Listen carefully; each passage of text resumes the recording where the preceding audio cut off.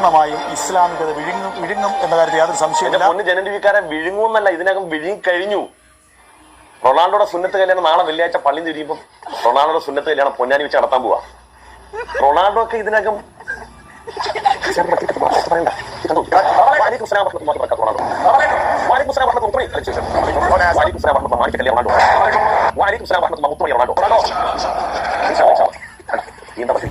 അസ്സലാമു അലൈക്കും വറഹ്മത്തുള്ളാഹി വബറകാതുഹു.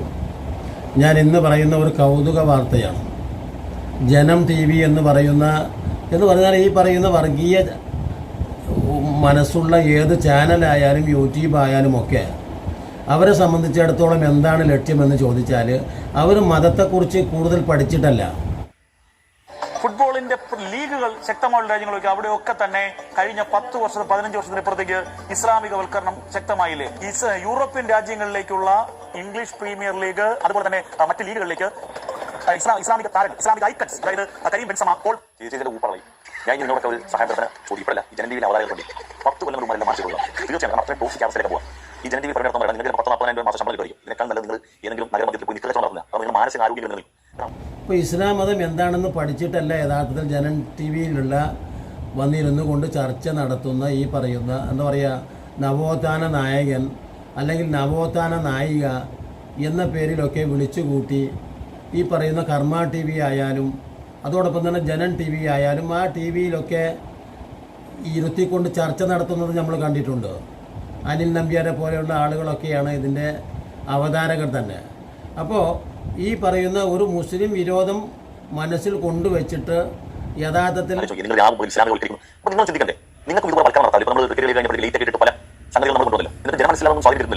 മുസ്ലിങ്ങൾ ഈ മേഖല എന്താണ് പറയുന്നത്? വലിയ വലിയ വേൾഡ് കപ്പുകളൊക്കെ മുസ്ലിങ്ങൾ ഇസ്ലാമികവൽക്കരിക്കുന്നു. അങ്ങനെ സാധ്യതകൾ അത്തരം വൽക്കരണം കൊണ്ട് അവർക്ക് എത്തിപ്പെടുന്നില്ലേ? ഈ ഇസ്ലാം ഒരു മഹാസംഭവമായി മാറുകയാണല്ലോ.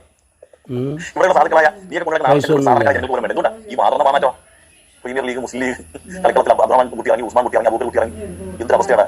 24 മണിക്കൂർ ഈ ഒരു ചർച്ചയില്ല. നിങ്ങൾ എന്തെങ്കിലും മനുഷ്യർക്ക് ഉപയുക്തമാകുന്ന മനുഷ്യർക്ക് ചിന്താശേഷിയെ വളർത്താൻ കഴിയുന്ന എന്തെങ്കിലും മുസ്ലിം ഇസ്ലാമുമായിട്ട് ഒരു ബന്ധവുമില്ലാത്ത അഥവാ നമുക്കൊക്കെ അറിയാം യഥാർത്ഥത്തിൽ ആരാണ് ഈ പറയുന്ന എന്താ പറയുക ആരിഫ് എന്ന് പറയുന്നവൻ. യഥാർത്ഥത്തിൽ ആരിഫ് എന്ന് പറയുന്ന ഈ യുക്തിവാദിയുടെ കുടുംബം തന്നെ യഥാർത്ഥത്തിൽ ഒരു ഡിസോർഡർ കുടുംബമാണ്. അതുകൊണ്ട് തന്നെയാണ് ഈ പറയുന്ന ആരിഫിന് മതം പഠിക്കാൻ അഥവാ ഖുർആൻ പഠിക്കുവാനുള്ള സാഹചര്യങ്ങളൊന്നും തന്നെ ഈ പറയുന്ന ആരിഫിന് ഉണ്ടായിട്ടില്ല. കാരണം പിന്നീട് യഥാർത്ഥത്തിൽ ഈ മകൻ്റെ വളരെ മോശമായ നിലപാടുകൾ കണ്ടാണ് ഈ ഒരു ടീച്ചർ കൂടെയായിട്ടുള്ള ഈ ആരിഫിൻ്റെ ഉമ്മ ഖുർആനെക്കുറിച്ച് പഠിച്ചു തുടങ്ങിയത്.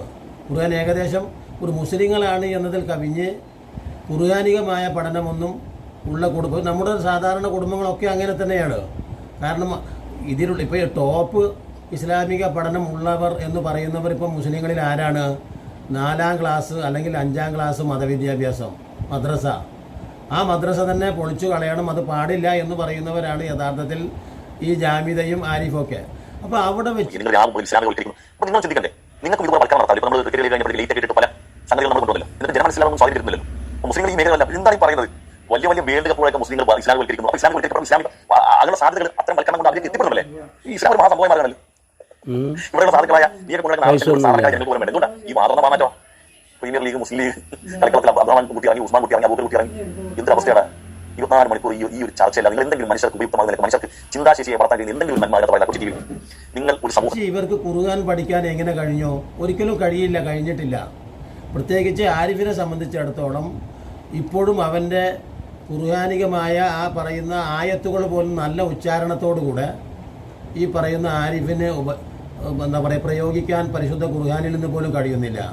അപ്പോൾ ഹിന്ദു സഹോദരന്മാരൊക്കെ ഖുർആനിൽ നിന്നുള്ള ചില വേർഡുകൾ അഥവാ തെക്കിയ എന്ന ഒരു വേർഡുണ്ട്. യഥാർത്ഥത്തിൽ തെക്കിയ എന്നല്ല ആ വേർഡ്, തെക്കുവ എന്ന് പറയുന്നതാണ് യഥാർത്ഥത്തിൽ ആ വേർഡ്. ആ വേർഡിനെ തെക്കിയ എന്നാണ് യഥാർത്ഥത്തിൽ ആര് പറയുന്നത്? ഹിന്ദു സഹോദരങ്ങളും അതോടൊപ്പം തന്നെ ഈ ആരിഫ് ഹുസൈനും പറയുന്ന വേർഡതാണ്. എന്നമാതിരി കൈറ് എന്ന് പറഞ്ഞാൽ ഹൈർ എന്ന പ്രയോഗമാണ് മുസ്ലിങ്ങൾ അതിന് ഉപയോഗിക്കുക, ഗുണം. എന്നപോലെ തന്നെ തെക്കിയ എന്ന് പറയുമ്പോൾ സൂക്ഷ്മത, തെക്കുവ. അപ്പോൾ ഇത്തരത്തിലുള്ള എന്താ പറയുക അറബ് പദങ്ങളുടെ അർത്ഥം പോലും യഥാർത്ഥത്തിൽ ഈ ജാമിദക്കായാലും ആരിഫിനായാലും അറിഞ്ഞുകൂടാ. അപ്പോൾ ആലോചിച്ച് നോക്കണം. അപ്പോൾ തീർച്ചയായിട്ടും അതുകൊണ്ടാണ് ഈ ജനം ടി വി ആയാലും കർമ്മ ടി വി ആയാലും ഈ ആരിഫിനെയും ജാമിദയെയും നവോത്ഥാന നായികയെന്നും നവോത്ഥാന നായകൻ എന്നൊക്കെ പറഞ്ഞുകൊണ്ട് അവർ ചാനലിലെടുത്തി ചർച്ച ചെയ്യുന്നത് നമ്മൾ കണ്ടിട്ടുണ്ട്. അപ്പോൾ എന്നതുപോലെ തന്നെ മുസ്ലിം സമൂഹത്തെക്കുറിച്ച് അവരുടെ മതത്തെക്കുറിച്ച് ഒന്നും അറിയാത്ത അവതാരകരും അതിനനുസരിച്ച് ചർച്ചയ്ക്ക് വരുന്നവരും അതാണ്. അപ്പോൾ പ്രീമിയർ ലീഗ് എന്ന് പറയുന്ന ആ ലീഗ് യഥാർത്ഥത്തിൽ മുസ്ലിം ലീഗുമായിട്ട് ചേർന്ന് അതോടൊപ്പം എല്ലാ കളികളും ഇപ്പോൾ മുസ്ലിങ്ങൾ തട്ടിയെടുക്കുന്നു. അഥവാ അതിലും ഇപ്പോൾ അവർ ഫുട്ബോൾ കളിയുടെ കാര്യത്തിലാണ് ഈ പറയുന്നത്. അപ്പോൾ യഥാർത്ഥത്തിൽ ചിറിച്ച് ഊപ്പാടിളകും യഥാർത്ഥത്തിൽ ഇത് ഈ വർത്തമാനങ്ങൾ കേൾക്കുമ്പോൾ. കാരണം മുസ്ലിങ്ങളെ സംബന്ധിച്ച് ഇപ്പോഴും കാര്യങ്ങളൊന്നും മനസ്സിലാക്കാത്ത, നോക്കൂ, ഒരു ഭാഷാപരമായിട്ട് പോലും ഒന്നും തിരിയാത്ത നമ്മുടെ നാട്ടിലുള്ള സാഹചര്യങ്ങളെയും അവസ്ഥകളെയും പോലും ബോധപൂർവം വിലയിരുത്തി പറയേണ്ടതാണ് വാർത്തകൾ നമ്മൾ കുറേയൊക്കെ അർദ്ധസത്യമാണെങ്കിൽ പോലും മുഴു കള്ളങ്ങളും പടച്ചുവിടുന്ന വെറും പരിഹാസ്യമായി തീരുന്ന അവതരണങ്ങളാണ് നമുക്ക് യഥാർത്ഥത്തിൽ ഈ ജനൻ ടി വിയിൽ നിന്നും അതോടൊപ്പം തന്നെ ഈ കർമ്മ ടി വിയിൽ നിന്നുമൊക്കെ നമുക്ക് കാണാൻ കഴിയുന്നത്. കാരണം എന്താണ് ഇവർ വെറും ചാണകം തലയിൽ നിറച്ച് വെച്ചുകൊണ്ട് ഒന്നിനെയും സാധാരണ രീതിയിൽ പണ്ടൊക്കെ നമ്മൾ ഒരു ചർച്ച കേൾക്കുന്നു അല്ലെങ്കിൽ ഒരു ടി വിയിലെ വാർത്ത കേൾക്കുന്നു എന്ന് പറയുമ്പോൾ തികച്ചും അത് ഉത്തരവാദിത്തത്തോടു കൂടെ അവതരിപ്പിക്കുന്നതാണ് വാർത്ത. അങ്ങനെയാണത് അവതരിപ്പിക്കപ്പെടേണ്ടതും. വളരെ ഉത്തരവാദിത്തമുള്ള ഒരു മേഖലയാണ് ഈ പറയുന്ന ജേർണലിസം എന്ന് പറയുന്നത്. വാർത്താ വായന, വാർത്താ അവലോകനം, അതുപോലെ തന്നെ വാർത്താ സംഭരണം, വാർത്താ ലേഖിക, ഇതൊക്കെ വലിയ ഉത്തരവാദിത്തമുള്ള ഒരു സംഗതിയാണ്. വെറുതെയെങ്കിലും കള്ളങ്ങൾ അല്ലെങ്കിൽ വെറും ഒരു സമൂഹത്തോടുള്ള വിരോധങ്ങൾ, വെറും എന്താ പറയുക, അത്തരത്തിലുള്ള കാര്യങ്ങളൊക്കെ വാർത്തയാക്കിയാൽ പിന്നീട് ഈ സ്ഥാപനങ്ങളുടെ വിശ്വാസ്യത എന്താണ്? വാർത്തയിൽ അവരുടെ വിശ്വാസ്യത സമൂഹത്തിന് നഷ്ടപ്പെടും. ഇത് അറിഞ്ഞുകൊണ്ടാണ് അവർ ആലോചിച്ച് നോക്കൂ. നിങ്ങൾ വാർത്ത പറയുന്നതിൽ 100% കള്ളങ്ങൾ പറയുന്ന ടി വിയാണ് ജനൻ ടി വി എന്നും അതോടൊപ്പം തന്നെ ഈ കർമ്മ ടി വി എന്നൊക്കെ ബോധ്യമുണ്ടായിട്ട് പോലും ആളുകൾ അത് കാണുന്നു, അതിന് വ്യൂവേഴ്സ് ഉണ്ട് എന്നതാണ്. നമ്മൾ ഒരു 40K 50K ഒക്കെ അല്ലേ, മിനിമം 100-150K ഒക്കെ വരുന്ന അളവിൽ വ്യൂവേഴ്സിനെ കാണുന്നത് യഥാർത്ഥത്തിൽ ഈ സമൂഹം യഥാർത്ഥത്തിൽ ഇപ്പോഴും യഥാർത്ഥത്തിൽ തെറ്റും ശരിയും മനസ്സിലാക്കാൻ പോലുമുള്ള, അഥവാ കള്ളവും സത്യവും കൂടെ തിരിച്ചറിഞ്ഞ് മനസ്സിലാക്കാനുള്ള ഒരു പ്രാപ്തി ഈ സമുദ്രരായ കേരളത്തിലെ ജനങ്ങൾ പോലും യഥാർത്ഥത്തിൽ കൊടുക്കുന്നില്ല, അവർ മനസ്സിലാക്കുന്നില്ല എന്നാണ് ഇത്തരത്തിലുള്ള അസത്യത്തിൻ്റെയും അഥവാ കള്ളം മാത്രം തള്ളുന്ന ഈ വക ചാനലുകൾക്ക് പോലും വലിയ റീച്ച് ലഭിക്കുന്നത്.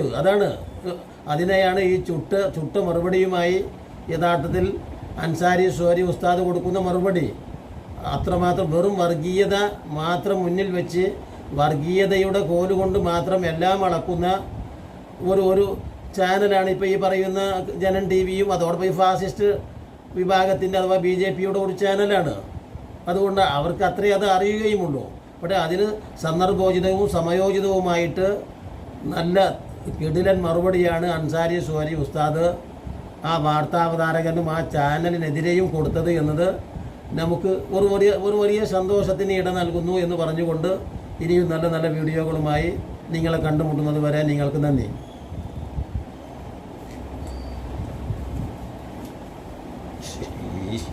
ഈ